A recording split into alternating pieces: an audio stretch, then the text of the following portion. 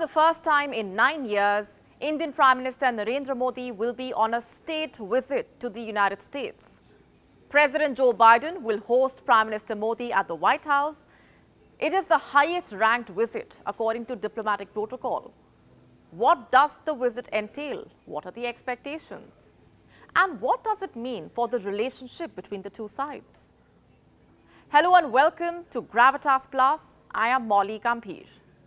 The US, you see, offers state visits only to its close friends and allies. So far, Joe Biden has invited 3 foreign leaders. French President Emmanuel Macron visited the US late last year. South Korean President Yoon was on a state visit in April, and now the Indian Prime Minister will be heading to the United States. Before the Indian Prime Minister even lands in the United States, Indian Americans will gather for the India Unity Day March. They will march from Washington Monument to Lincoln Memorial. There will be similar marches in around 20 cities across the United States. At iconic places like Times Square in New York, Golden Bridge in San Francisco.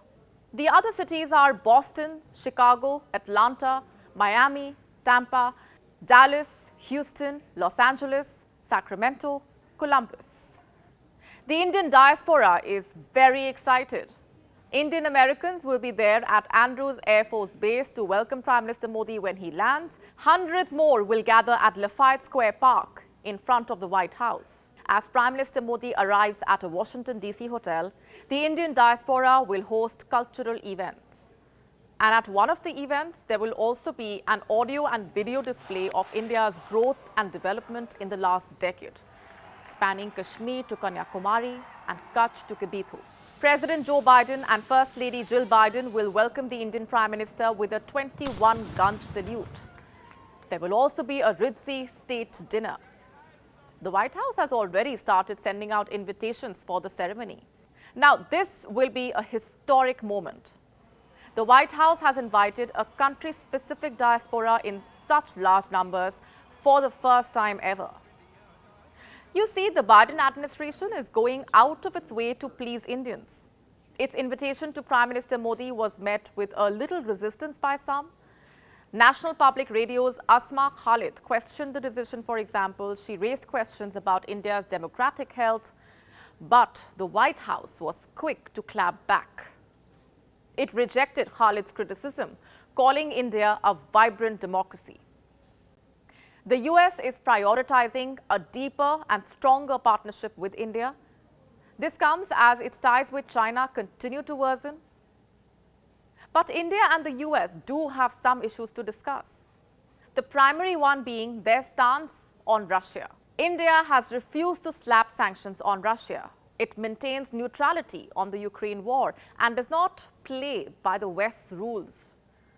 India depends on Russia for crude oil.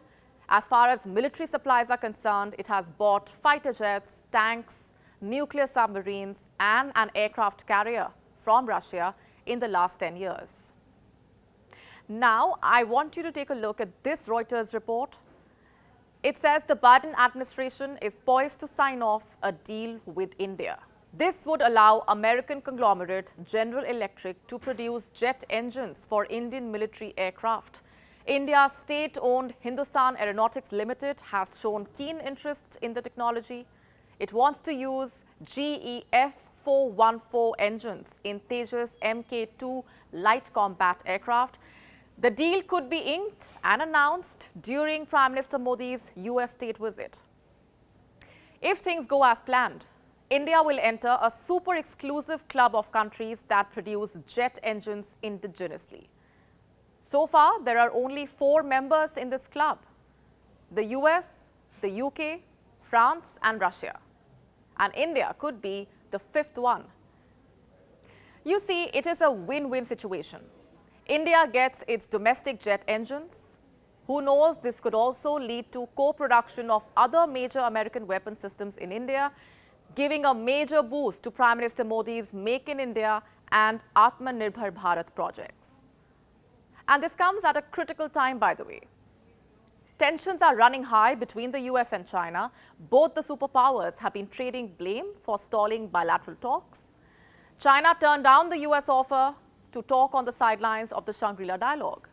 And not to forget the recent encounter in the Taiwan Strait, when a Chinese warship came dangerously close to a U.S. vessel.